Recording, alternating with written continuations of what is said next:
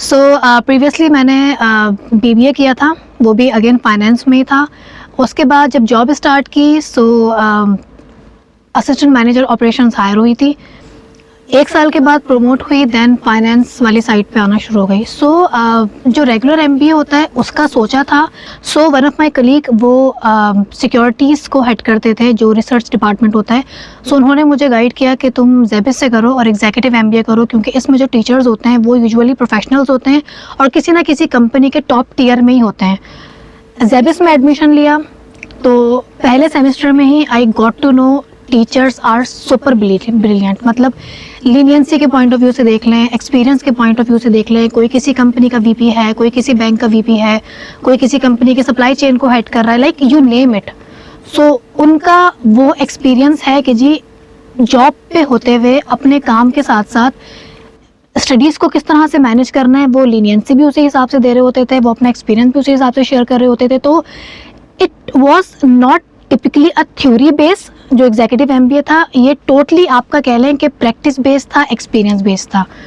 और दूसरी चीज़ ये थी कि जेबिस्ट का मुझे एक नहीं मल्टीपल लोगों ने रिकमेंड किया। ऑब्वियसली जब आप सर्च कर रहे होते हैं तो आप मल्टीपल यूनिवर्सिटीज़ में टेस्ट दे रहे होते हैं, तैयारी कर रहे होते हैं, बट ये यूनिवर्सिटी कन्वीनियंट हर लिहाज से, लाइक मुझे कम्यूट करने में आसानी, यहाँ पे टीचर से कम्युनिकेट करने में आसानी यहाँ पे। इसमें एक मज़े की बात यह है कि मैं आईजीआई जनरल इंश्योरेंस में as an deputy manager finance compliance operations को देख रही होती हूँ। मेरा जो क्लाइंटल पोर्टफोलियो है it is very good, like you name it client. तो इत्तेफाक की बात ये होती थी कि आउट ऑफ 100% 80% जो गेस्ट स्पीकर थे वो मेरे अपने क्लाइंट थे।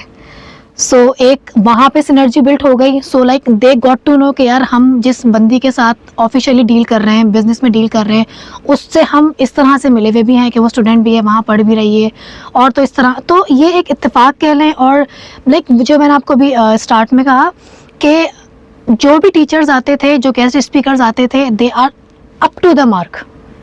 ये एक अच्छा एक्सपीरियंस रहा यहाँ पे।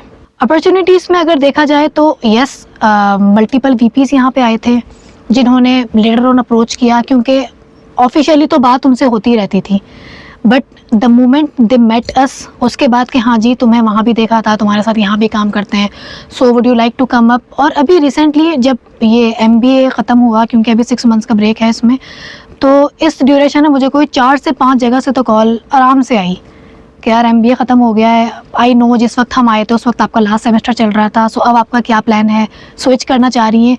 तो what I feel, Zabist is an amazing platform किसी के लिए भी, एक्सपोजर वाइज, आपकी जेंट्री वाइज, आपकी क्लास यहाँ पे बहुत अच्छी आ रही होती है। Life as Zabist is somehow थोड़ी सी कॉम्प्लिकेटेड, और इस सेंस में कि टाइम नहीं मिल रहा होता था।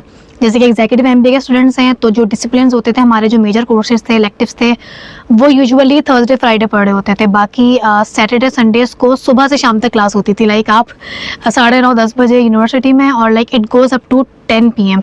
बट ये थोड़ा सा अच्छा, इसमें ऐसा नहीं है कि सबने इस तरह से किया। अगर मेरी क्लास में 25-30 का बैच है तो उसमें से वी आर जस्ट 5 to 6 जिन्होंने सारे कोर्सेज लिए थे। सबके अपने अपने बैकग्राउंड हैं, सबकी अपनी अपनी नीड्स हैं। वट आई फेल्ट कि जी मैंने जल्दी जल्दी से एमबीए करना है, और ताकि कोई और चीज़ भी फिर मैं स्टार्ट कर सकूं उसके बाद।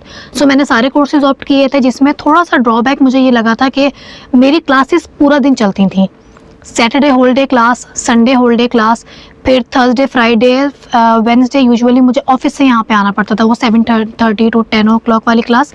अच्छा, अगर बैच वाइज बात करूँ, अगर कलीग्स की बात करूँ जो यहाँ पे पीयर्स थे, यहाँ पे जो क्लासमेट्स थे, वो भी ऑब्वियसली किसी ना किसी तकरीबन सारे ही जो है ना जॉब होल्डर हैं, और अच्छी फर्म्स में, मल्टीनेशनल्स हो गई, लोकल हो गई, नेशनल हो गई, उनमें अच्छी अच्छी पोस्ट पे हैं।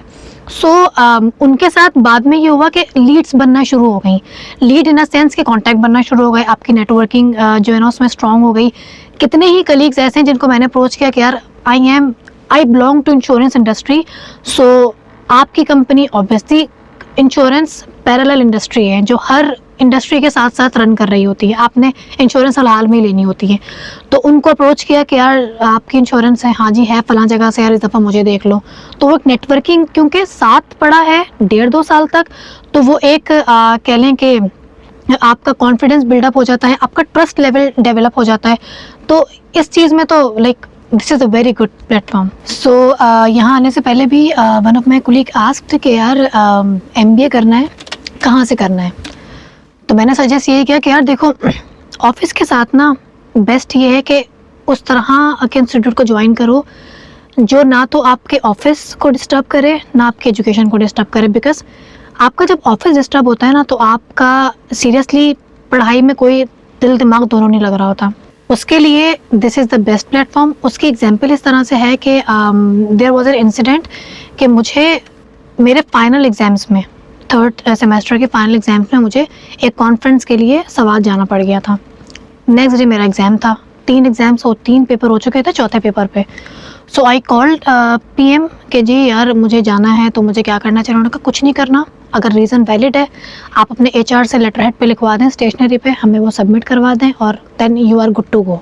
मैंने सिंपल एक एप्लीकेशन को HR से वेट करवाया, उन स्टेशनरी प्रिंट आउट किया, साइन स्टैम्प कराया एंड देन मैंने यहाँ PM को और रिकॉर्ड डिपार्टमेंट वगैरह को ईमेल कर दी। मुझे ऑफ मिल गया 3 दिन का। मेरा एग्ज़ाम जब एग्ज़ाम्स ख़त्म हो गए उसके 1 हफ़्ते के बाद आया। जब ये हुआ था वहाँ पे थी, मुझे पता था जी सारे एग्ज़ाम्स हो चुके हैं, मेरा रह गया है। सो आई वाज सो कंसर्न कि पता नहीं होगा कि नहीं होगा, सप्ली तो नहीं आ जाएगी। और थ्रू आउट द सेमेस्टर सारे कोर्सेज ऑप्ट किए हैं। जो मेडल की वजह भी यही है बेसिकली कि थ्रू आउट द सेमेस्टर सारे कोर्सेज ऑप्ट करना, सारी क्लासेस लेना, कोई पेपर स्किप नहीं हुआ, किसी में मार्क्स ऐसे नहीं आए कि दोबारा रिपीट करना पड़े। तो 3 सेमेस्टर कर लिए थे, लास्ट सेमेस्टर रहता था, मुझे डर था कि यार ये ना हो कि बाद में रिपीट करना पड़े। ऐसा कुछ भी नहीं हुआ। 1 हफ्ते के बाद मुझे ईमेल आई कि आप आके इस दिन अपना एग्ज़ाम दे दें। इतनी सारी चीज़ें, इतना रिलैक्सेशन, ये मैंने अपने सर्कल में तो कहीं नहीं देखा। मेरे काफ़ी कलीग्स मल्टीपल यूनिवर्सिटीज़ में पढ़ रहे हैं, बट इस तरह के रिलैक्सेशन मैंने कहीं पे नहीं देखी। So I definitely will recommend people कि इससे बेस्ट प्लेटफॉर्म कोई नहीं है। Go there, go Zabist, explore diversified university. क्योंकि जितने भी गेस्ट स्पीकर्स होते हैं, जितने भी लेक्चरर्स होते हैं, वो टॉप इंडस्ट्री से बिलोंग करते हैं और टॉप कंपनी से बिलोंग करते हैं। तो उनके साथ बैठना, उनका लेक्चर अटेंड करना, वो एक डिफरेंट लेवल का एक्सपोजर है। अच्छा, फर्स्ट ऑफ ऑल तो मैं, जो मेरी सबसे बिगेस्ट सपोर्ट रही हैं वो मेरे पेरेंट्स रहे हैं, अम्मी, अब्बा, मेरे सिस्टर्स। सो उनकी सपोर्ट के बगैर तो खैर कुछ भी नहीं हो सकता। क्योंकि बीइंग अ फीमेल, आप जब भी बाहर निकलते हैं आपको पेरेंटल सपोर्ट लाजमी चाहिए होती है।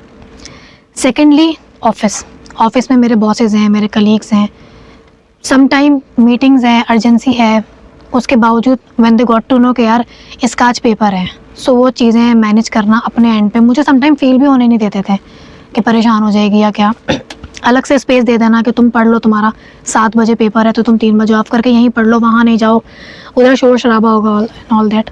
सो इसमें उनकी काफ़ी सपोर्ट रही है, कलीग की काफ़ी सपोर्ट रही है कि तुम्हारा वर्कलोड 3-4 दिन के लिए हम ले लेते हैं, जो कि ज़रूरी भी है। क्योंकि देखिए ये वाइस वर्सा होता है, मेरे साथ किया, उन्होंने स्टार्ट किया है, मैं उनके साथ कर रही हूँ।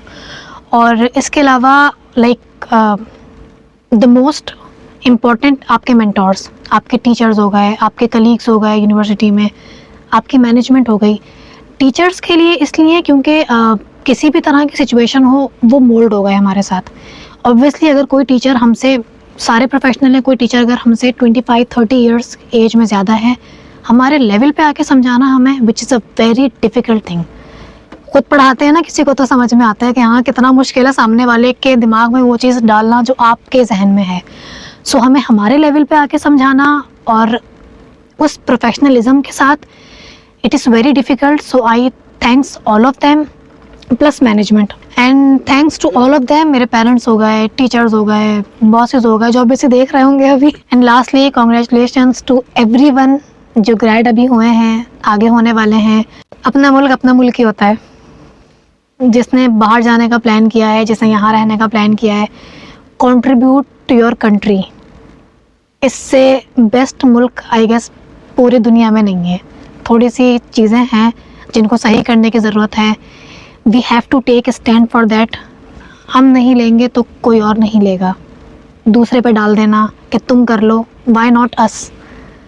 सो बस यही है कि थोड़ा सा इस जगह पे भी आके सोचें, रादर दैन कि यहाँ से छोड़ के जाना थोड़ा सा स्टेप अप करें। आई नो सिचुएशन बहुत बैड हैं, बट स्टेप अप करें, एक दूसरे का साथ दें और कंट्री को स्ट्रेंथन करें, क्योंकि एट द एंड आपकी आइडेंटिफिकेशन आपके पाकिस्तानी होने से ही है।